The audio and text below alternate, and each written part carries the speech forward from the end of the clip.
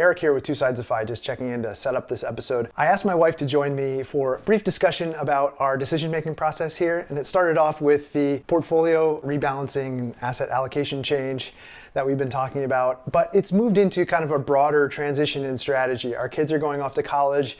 We have lots of different things that we're trying to figure out from a financial standpoint and develop a FIRE strategy that kind of encompasses all of these things. Typically, our roles are, my wife is handling the day-to-day finances and I'm handling the long-term, FIRE strategy and drawdown strategy, investments.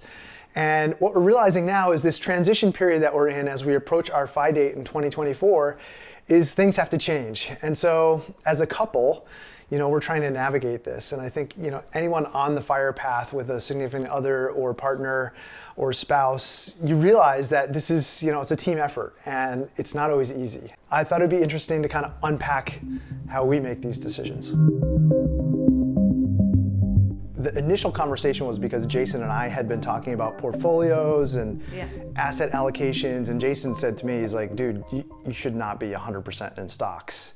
And I came to you and I was like, I'm thinking about changing the allocation. I was thinking something like 90-10, 90% stocks, 10% I thought bonds. That was funny. I mean, that's almost like just enough to make you feel better, but I didn't think that would have a measurable difference. Right, yeah. So we started talking about it, and so I tend to register an opinion. Like if you come to me and start talking about it and you say something like that, and I'll make a flippant remark like, well, that's stupid. A Band-Aid. But it's not really. I think that's stupid is what you said. And then you feel kind of put out because I'm just saying that without having really done any homework on it. And usually by the time you've come to me, you've done excessive amounts of reading and studying on the issue.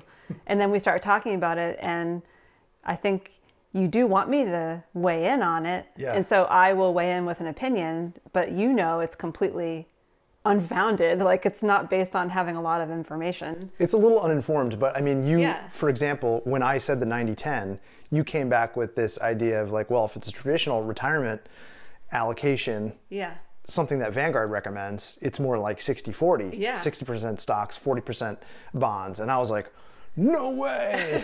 Well, I think you were more aware of the fact that we are really relying on a certain percentage of growth in our portfolio to reach FI.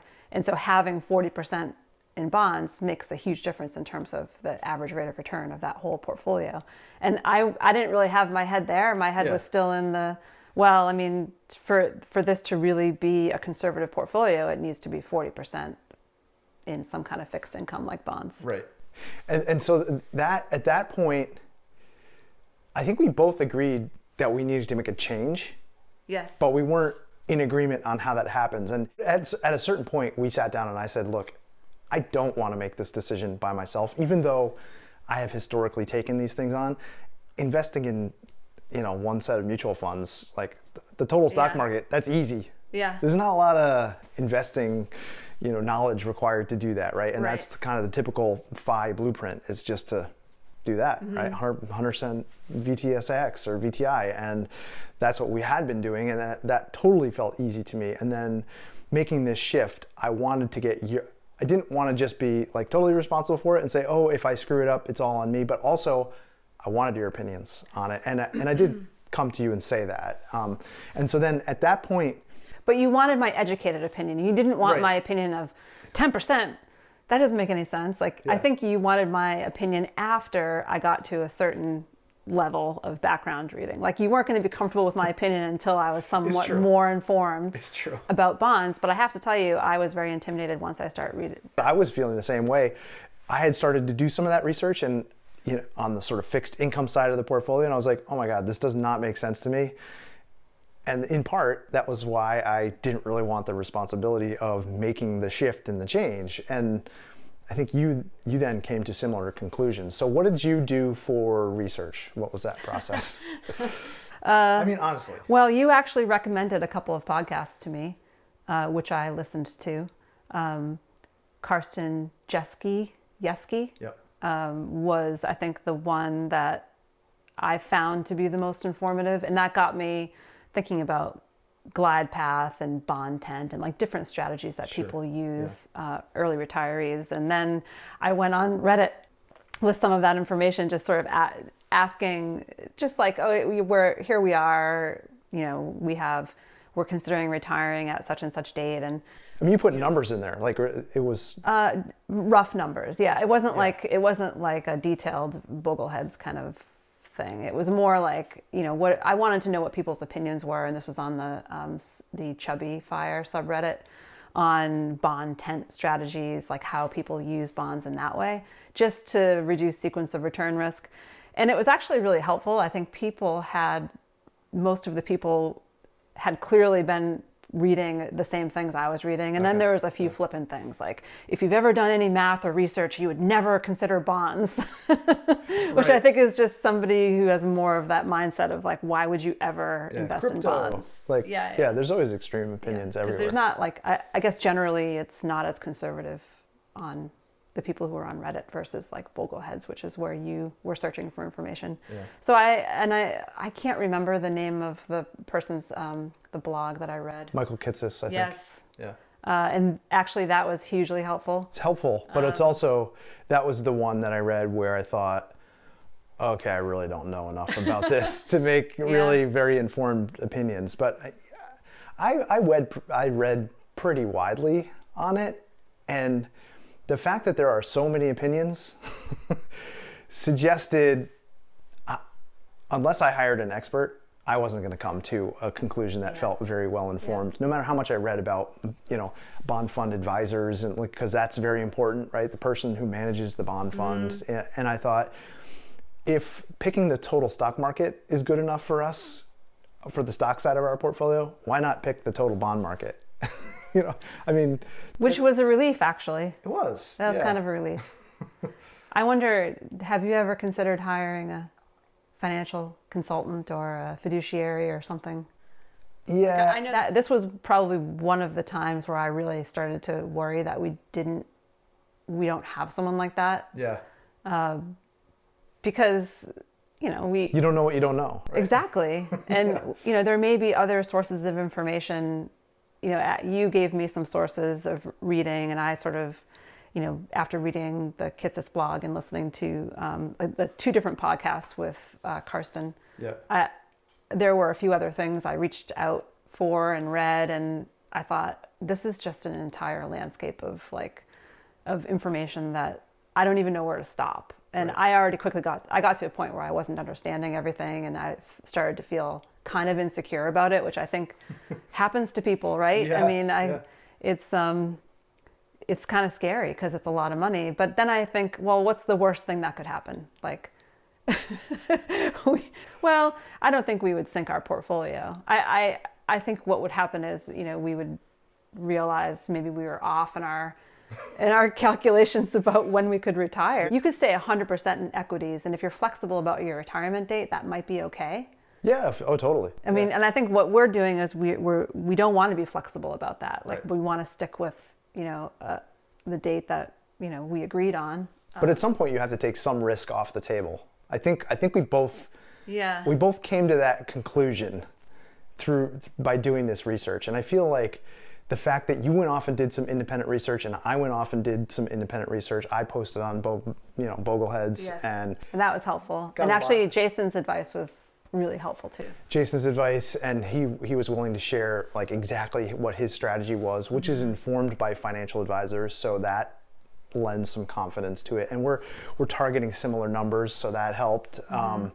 But he has a more complex portfolio than we do, and when I looked at that and I presented it to you, that was the point at which you were like, well, maybe we should hire someone to take a more holistic look. Because you and I we're zoomed in on this one little component. Oh, we need some fixed income. And we're not thinking about the totality of it, because even if we could come up with an allocation that we thought made sense, like let's say we agreed 60-40 was the right split, it's still tax location, like the location of the assets are important. And we started understanding that. We're like, oh, should we have the same allocation in our taxable account as we do in our retirement accounts? And it all started to feel, again, it raised more questions. And so I thought it was interesting. I have thought about hiring somebody just on a hourly basis. And I think we probably will. We will? I think so. You know, for a small amount of money, let's say it's $1,000 or $2,000, you can get someone to, you know, look at the portfolio just with a fresh set of eyes. And how would you feel about that? I would feel very good about that, actually. Do you want that? Well, first I should say I have a lot of trust in you. I mean, we've known each other for a really long time. You're a very talented, intelligent person. And I do absolutely trust your ability to find, read, and understand and communicate everything that you're learning. And so it's not that I want to just offload all of the responsibility to you, but there's reasons why I trust you, you know, and part of it is because you're good at this. And I know that you obsessively, like when you get focused on something, you're like 100% like obsessed with that until you come away with a decision. And so I'm not suggesting I feel good about the financial advisor because I don't have trust in you. I just think it would make both of us feel better to have someone on the outside who we can share all of our numbers with, who can just talk to us about it, and maybe there's something that we haven't thought of. Right. And we're also educated enough now on the sort of fire space that we're in to know when advice maybe doesn't align with those values that because we've researched it for a long time. And you know, once we started getting into this, when we were trying to figure out that exact allocation and where to put things, we decided that we did want some fixed income in our taxable account. Yes. And then that was like another bump in the road, right? Because it's not like, oh, we can't just put regular bonds in there. You have to put muni bonds in there. Well, and then how do we choose muni bonds? Do you recall how we settled on the final asset allocation of 70-30? Do you recall that? Well, I thought we based it on if we have a market downturn that lasts, and I think we were a little bit unsure about the time period, 8 years or something. And then we looked at how much money would we need for that period of time so that we don't have to draw down from our equities. That was exactly it. And then we figured out what that number was roughly, and then what percentage of our portfolio was that number. I'm pretty sure that's what we did. That's exactly what we did. Which I think that makes perfect sense to me. To me, that felt like we landed at a place that had some reasoning behind it, rather than the 90-10 or the 60-40. Well, the funny thing is, it's kind of right between, it's almost right in between. So we could have just said, no, it's not almost right in between. Well, it's a little on your side. It is, that's true. Yeah, I see what you're doing there. So I want to be a little more risky. I mean, I know we agreed initially on the 70-30, but I am thinking about like... Is this a trap? Well, you're trapping me? Can you agree to that? What do you mean? Just bumping up I mean, we can meet in the middle, 75. Wait, 25. So we're not doing 70-30? No, we are. To be honest, I didn't love doing it, but now it's like when we did the estate plan and we did all that, you know, we're investing in lawyer fees and all those things. Like, I don't love doing that stuff, but having it there there is some reassurance, and I feel better about it. And I know, I feel a lot better about it. You feel a lot better. Yeah. Because you were feeling like this isn't a good place to be. Yeah, I mean, for a number of reasons, I think we're just right now in this moment in time where things are happening in the world that are crazy. And in the economy is, you know, I don't feel confident in it. Yeah. And Jason experienced this. I mean, he retired into a pandemic. There was no way he would have been able to predict that. So, long term, I don't know what's going to happen to the economy here in the US, so I do worry about our timing. So it makes sense to have some kind of safety net, to me anyway. Yeah. And you feel better about it now, I guess. The decision-making process that we had was come together, separate, research, come together, separate, research, come together, and make a decision, right? I mean, do you think we're going to continue to do that on this portfolio Probably. from time to time? Yeah. Yeah. Because we do have a regular meeting every month, right? Well, we're supposed to be. And I think sometimes because we're having conversations outside of our formal meeting, then we don't have the formal meeting. But I do think we're due for one. Yeah, I agree. For a number of reasons. I think the last one we had was when we were talking about saving for college. Yes. I don't know if that's going to be a topic of today's discussion or not, but that was another time where we had to have we had the discussion, and then I think I strong-armed you a little bit, and then we went away, and then I tried to come up with other scenarios that we could. Well, we're saving for college a certain number every Yes. month. Our monthly budget, we have sinking funds set up, and the sinking funds are for what? Like taxes, for retirement savings, and college fund. Those are kind of the big ones. Yeah. And in case people don't know, there's 2 college funds. We have two kids that are getting very close to, like, one is going to college next year and the other one in 2 years. What we're doing is finding out that college doesn't cost what we thought it was going to. Well, we knew what in-state tuition would be, Right. but as soon as you get out of state, there's a big jump. What was the system that we agreed to develop the savings plan? Well, in the first place? Yeah. In the first place, we looked at how much it would cost for them to go to an in-state school, and then we, figured out how much we would have to save per month to contribute to those accounts.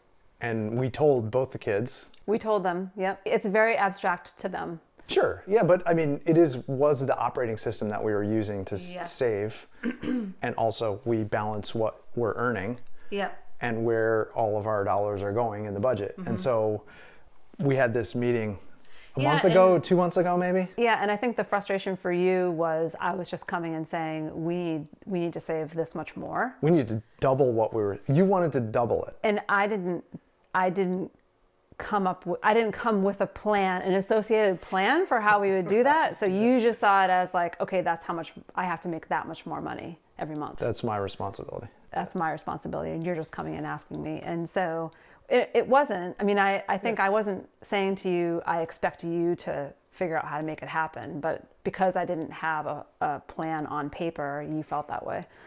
So, but still, you agreed to it, but I think you kind of tucked it away as another stressor. Yes.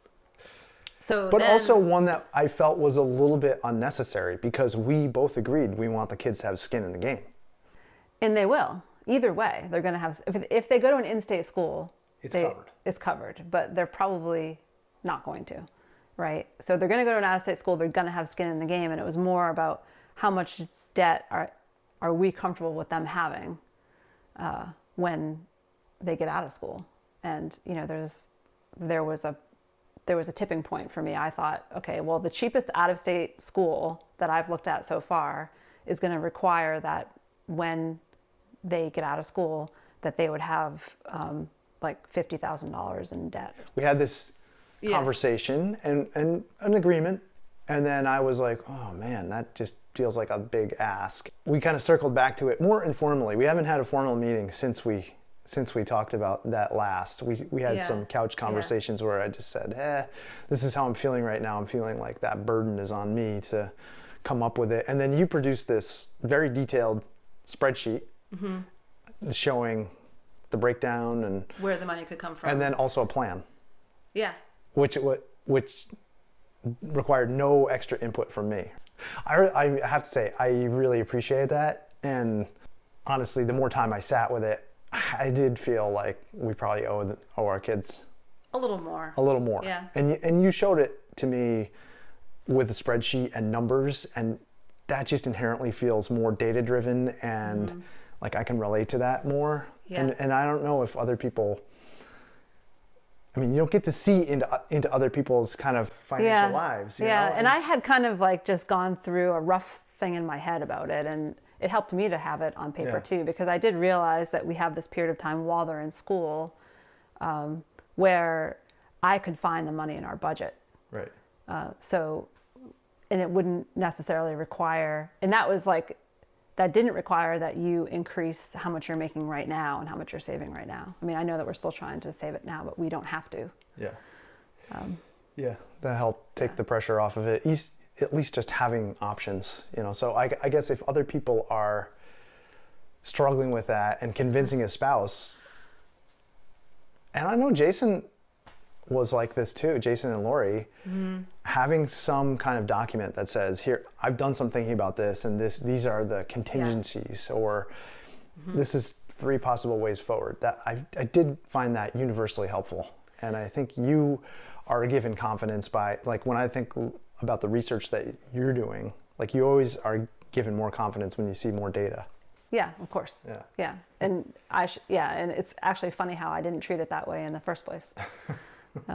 But yeah, and I think it's nice that we can actually talk about money that way, because when we were first married, when we were first together, we didn't have very many conversations about money. And when we did, I felt emotional about it. Like, sometimes it felt emotionally charged when we talked about money, and the solution was to just try to make more so we don't have to, like, dig into the details. Yeah, you know, like, true. I don't think, and I know other people who the most difficult thing in their relationships is to talk about is money, because maybe you don't agree on what you're spending money on. Right. When you look at the budget, people feel defensive if one person questions what another one is spending. And we've gotten over that, I think, long ago. But I remember when I felt that way anyway. I don't know. I mean, we just had a conversation last week about, you're going to go on this trip with one of your friends, and you said, what's the freeboard budget on this? Like, what can I spend? I was like, I don't know, whatever. I mean, are you going, like, to Monaco or something? No, we're going to Minneapolis. I'm like, what the hell? And, I'm looking at Minneapolis, like, hotels, they're so cheap. Sorry, anyone from Minneapolis, but it is cheaper than, it's cheaper than New York. Well, yeah, go to all the Minneapolis trips you want. Yeah.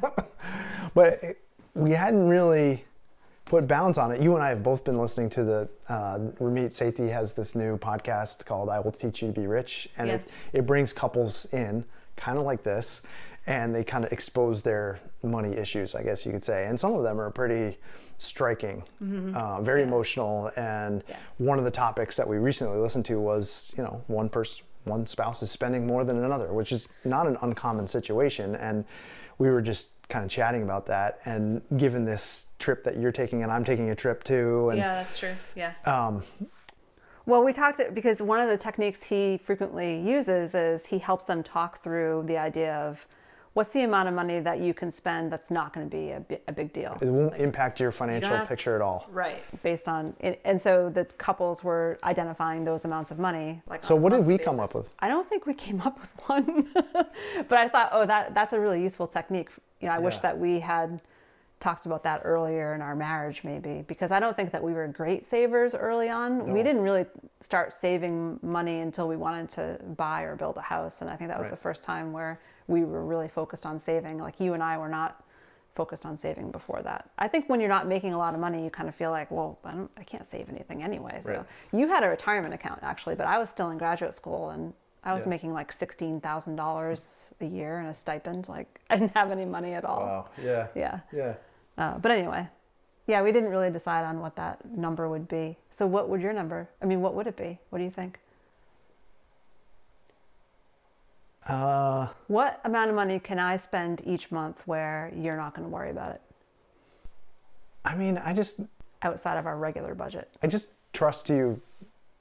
You and I have lived with this operating system so long. I just trust you to, like, if it were a big expenditure, like a couple of $1,000s, you'd say, oh, I'm thinking about doing this. You would just naturally do that. And I don't think I would be, like, that wouldn't surprise me. And I think if it happened every month that you were buying a $3,000 something, I would be surprised. That would be crazy. That would be crazy. Yeah. And I don't do that either. Yeah.